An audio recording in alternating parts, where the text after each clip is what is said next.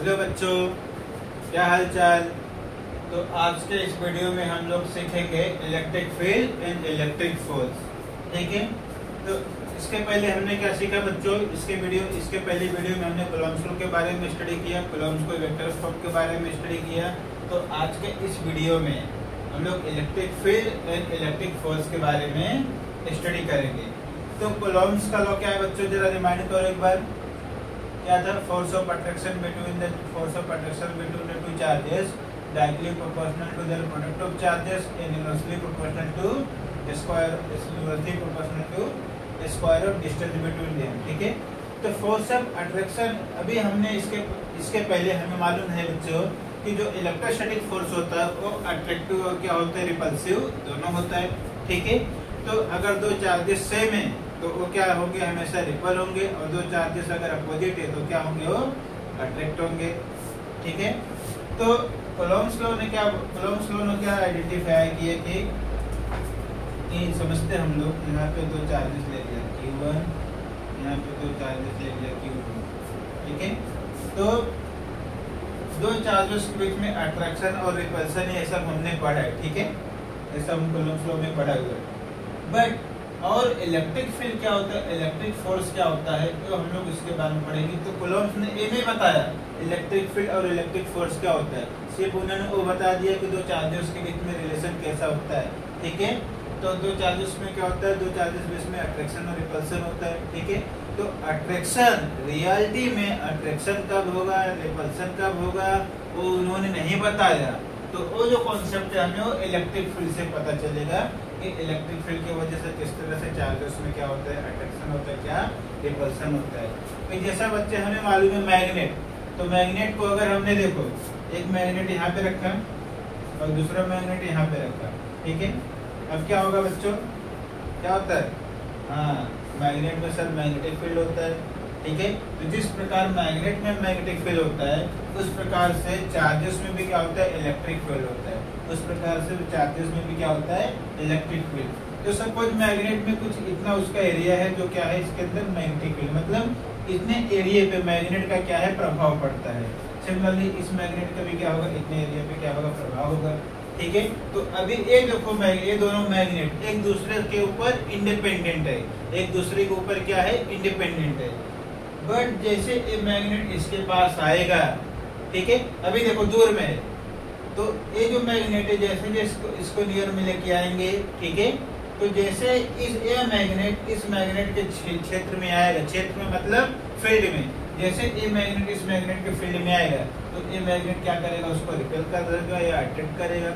उसके पहले तक कुछ नहीं होगा, उसके पहले तक ये मैग्नेट के ऊपर कुछ भी फोर्स एक्ट नहीं होगा। जैसे आपको एग्जाम्पल बताता हूँ। ठीक है, अभी देखो जैसे हमारा स्टेट होता है। ठीक है, हमारे स्टेट का सीएम अलग है, दूसरे स्टेट का सीएम अलग है। तो हमारे स्टेट का जो सीएम है तो हमारा स्टेट देखेगा, दूसरे स्टेट का जो सीएम है दूसरा स्टेट देखेगा। दूसरे स्टेट का सीएम हमारे स्टेट में आके थोड़ी राज कर सकता है, नहीं कर सकता ना। ठीक है, तो उसका एरिया अलग हुआ, हमारा एरिया क्या हुआ, अलग हुआ। सिमिलरली हर एक मैग्नेट का क्या होता है, अपना अपना एरिया होता है, समझ जाए।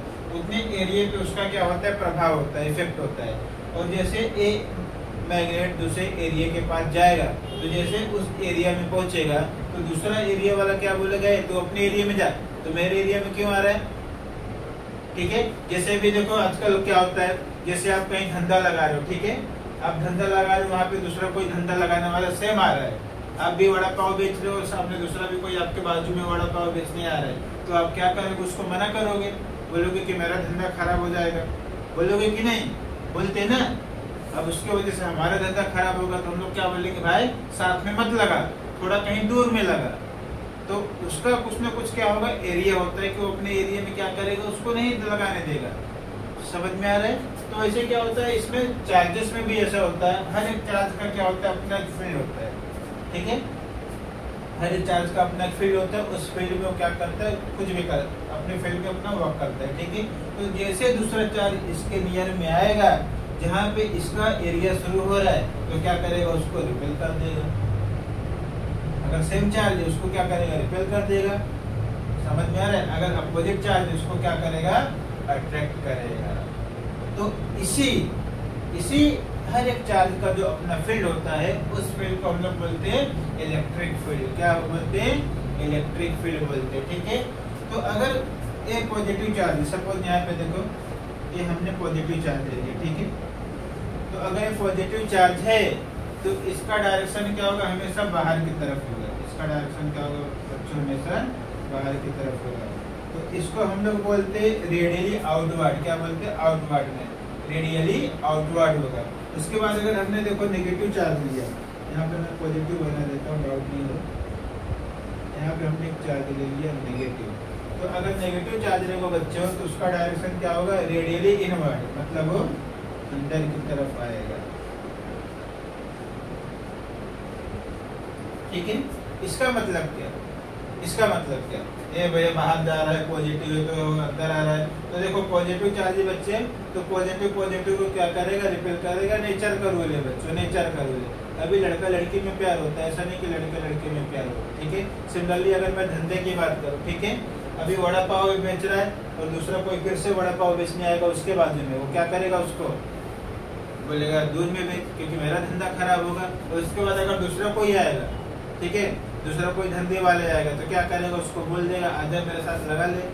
ठीक है, तो सिमिलरली ऐसे नेचर का रूल होता है। यहाँ पे अपोजिट मतलब दूसरा दूसरा हो गया और सेम मतलब सेम सेम। जैसे मैंने आपको एग्जांपल बताया, दो जन वड़ा पाव बेचेंगे आजू बाजू में तो नहीं चलेगा। ठीक है, और अगर वड़ा पाव बेच रहा है कोई, गन्ने का जूस कोई अलग बेच रहा है तो क्या होगा? वो बिकेगा। तो वैसे होता है। पॉजिटिव चार्ज में क्या होता है बच्चों? इनका जो फील्ड है वो आउटवर्ड डायरेक्शन में होता है और नेगेटिव चार्जेस में जो फील्ड है उनका वो इनवर्ड डायरेक्शन में होता है। मतलब ये बाहर की तरफ जाएगा, ये जो चार्जेस है वो अंदर की तरफ आएगा। समझ में आया इतना? तो पॉजिटिव चार्जेस का फील्ड हमेशा रेडियली आउटवर्ड होता है, नेगेटिव चार्जेस का फील्ड हमेशा रेडियली इनवर्ड की तरफ होता है। समझ में आ रहा है बच्चों? ठीक है, अभी नेक्स्ट कॉन्सेप्ट है हमारा इलेक्ट्रिक फोर्स। इलेक्ट्रिक फील्ड समझा आपने कि इलेक्ट्रिक फील्ड में पॉजिटिव चार्ज है तो उसका डायरेक्शन जो होगा रेडियली आउटवर्ड होगा, नेगेटिव चार्ज उसका डायरेक्शन रेडियली इनवर्ड होगा। ठीक है, अब हम लोग बात करते हैं इलेक्ट्रिक फोर्स की। तो सपोज करो यहाँ पे मैंने एक सरफेस ले लिया, मिटा दी इसको,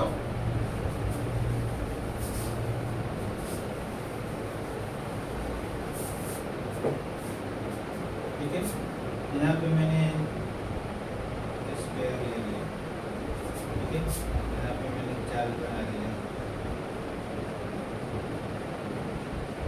यहाँ पे कोई चार्ज ले लिया। ठीक है, तो अभी यहाँ पे देखो बच्चों, इस स्फीयर पे जितने चार्ज होंगे उतना ही क्या होगा? फोर्स लगेगा। तो यहाँ पे ऐसा नहीं कि मैंने यहाँ पे 10 बनाया तो 10 ही चार्ज रहेंगे, बहुत सारे चार्ज होते हैं। चार्ज को हम देख सकते हैं क्या? नहीं ना, बहुत सारे चार्ज होते हैं। ठीक है, और ये जो हम लोग चार्ज की बात कर रहे हैं ये सब पॉइंट चार्ज होते हैं। पॉइंट चार्ज मतलब क्या होता है बच्चों? बहुत छोटे छोटे दिखते हैं, बहुत दूर में रहते हो। तो चार्जेस जो है बहुत दूर रहते हैं। ये तो हम लोग बना रहे बोर्ड पे इसलिए नियर में, बट ये जो पॉइंट चार्जेस होते हैं वो बहुत दूर होते हैं। समझ में आ रहा है? तो कोई भी पॉइंट चार्ज अगर है किसी दूसरे पॉइंट चार्ज की तरफ आएगा तो वो क्या होता है? अगर सेम, यहाँ पे देखो बताता हूँ आपको, यहाँ पे जैसे मैंने यहाँ पे कोई पॉइंट चार्ज ले लिया Q नोट, ठीक है, अब इसके वजह से इसके ऊपर कुछ इफेक्ट नहीं पड़ेगा, ये चार्ज की वजह से इसके ऊपर कुछ फर्क नहीं पड़ेगा, इसका कुछ फील्ड होता नहीं है, पॉइंट चार्ज का कुछ इलेक्ट्रिक फील्ड होता नहीं है, ना इनका कुछ फोर्स होता है। तो इसका यूज क्यों करते हैं? ठीक है, तो पॉइंट चार्ज जो है बच्चे, पॉइंट चार्ज इसको क्या करता है? इस चार्जेस को सिर्फ प्रमोट करता है। मतलब कहने का मतलब इनके ऊपर इलेक्ट्रिक फील्ड जो है, इलेक्ट्रिक फोर्स जो है बहुत ही कम होता है। कहने का मतलब जीरो नहीं, इनका खुद का इलेक्ट्रिक फील्ड बहुत ही कम होता है, बहुत ही कम, जीरो नहीं बोल सकते, बहुत ही कम होता है। तो जैसे इलेक्ट्रिक फील्ड ये जो पॉइंट चार्ज इसके ऊपर आएगा तो इसके वजह से इनके ऊपर क्या होगा? कुछ तो फोर्स होता है, कुछ तो फोर्स क्रिएट होता है। समझ में आ रहा है कहने का मतलब? अभी देखो यहाँ पे अगर पॉजिटिव चार्ज है, ये पॉइंट चार्ज इसके नियर में आएगा तो इसको क्या करेगा? या रिपेल करेगा या इसको क्या करेगा? अट्रैक्ट करेगा।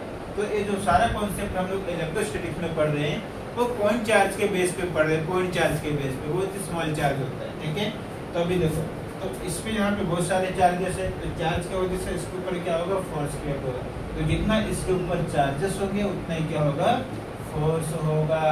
अभी बेंच लिया मैंने, अभी बेंच पे 5 लोगों को मैंने खड़ा किया तो 5 लोगों का फोर्स इस बेंच पे होगा, 7 लोगों को मैंने खड़ा किया 7 लोगों का फोर्स होगा। समझ में आ रहा है? तो इस तरह से जितना इस बॉडी के ऊपर चार्ज होगा उतना इसके ऊपर क्या होगा, फोर्स क्रिएट होगा। मीन्स हम लोग बोल सकते हैं E is equal to F।